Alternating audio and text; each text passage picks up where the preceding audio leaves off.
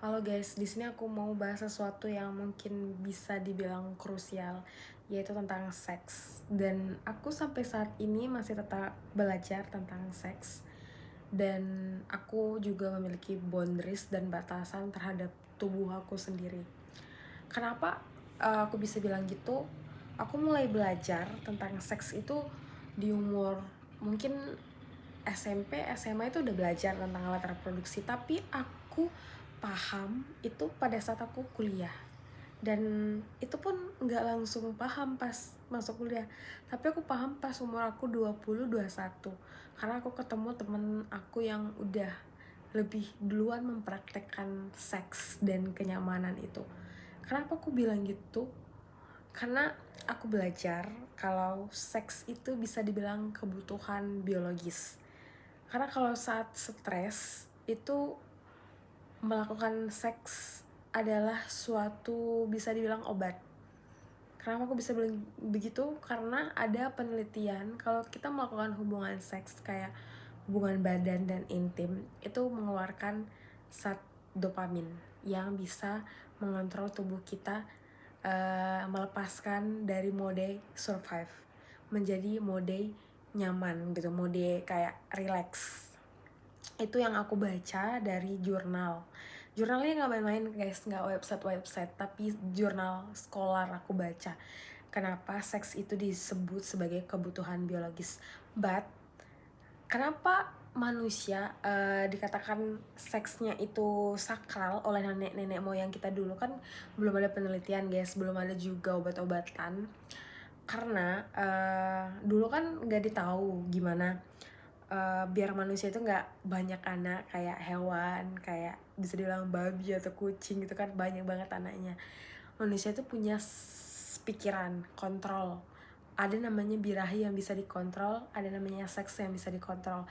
Makanya bisa aku bilang kenapa zaman-zaman dulu kalau seks dan kenikmatan itu dianggap sakral, karena untuk membatasi manusia untuk tidak berlebihan mengeluarkan dopaminnya.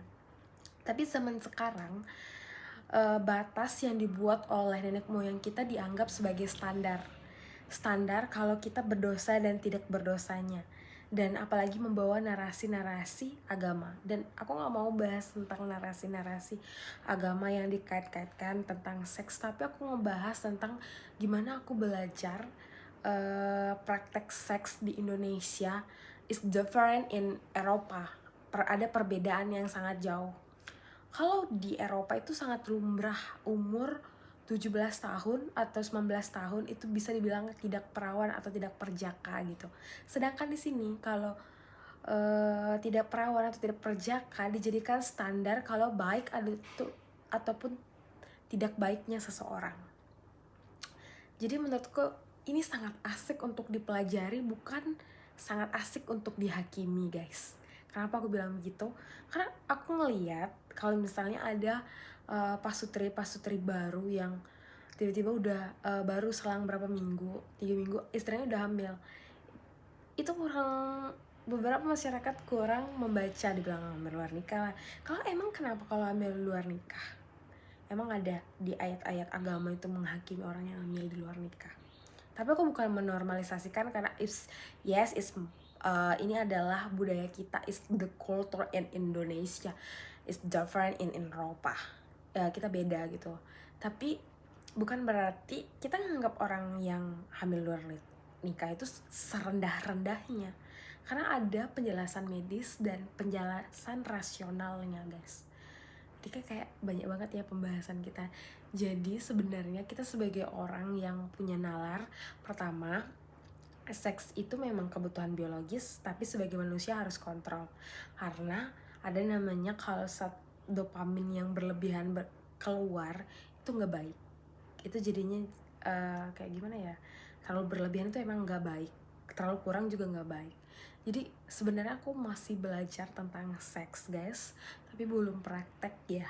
Because karena kan aku lahir dari kultur yang Indonesia banget dan desa banget, jadi aku masih mencerna biar nggak kayak bablas salah langkah. Karena I'm woman, is my body is my tubuh itu kayak sangat kompleks dan indah dan enak, bisa dibilang gitu ya.